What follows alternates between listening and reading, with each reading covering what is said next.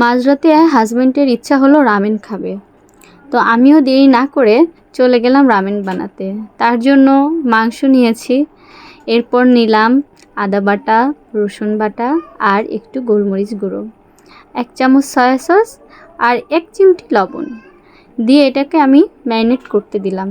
এরপর ম্যারিনেট হওয়ার পর ফ্রাই প্যানে একটু তেল দিয়ে দিলাম, তারপর দিলাম সেই মাংস, ম্যারিনেট করা মাংস ভাজা হয়ে গেলে এরপর আমি নিয়ে নেব একটা হাঁড়িতে আমি আদা কুচি, রসুন কুচি, পেঁয়াজ কুচি দিয়ে ভেজে নিব।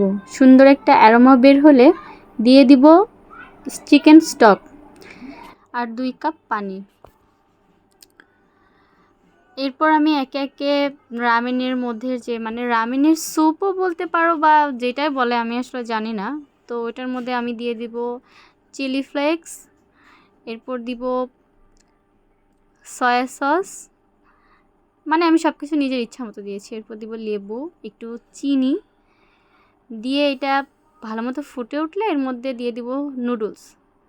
এরপর ওটা সিদ্ধ হয়ে গেলে নামিয়ে নিব। এরপর হচ্ছে কি বলে এটাকে, সাজিয়ে নিব, নিজের ইচ্ছা মতো সাজিয়ে নিচ্ছি, জানি না, যাতে হাজব্যান্ডের একটু পছন্দ হয়। আসলে আমি রান্নায় অতটা ভালো না, তারপর চেষ্টা করেছি নিজের মতো।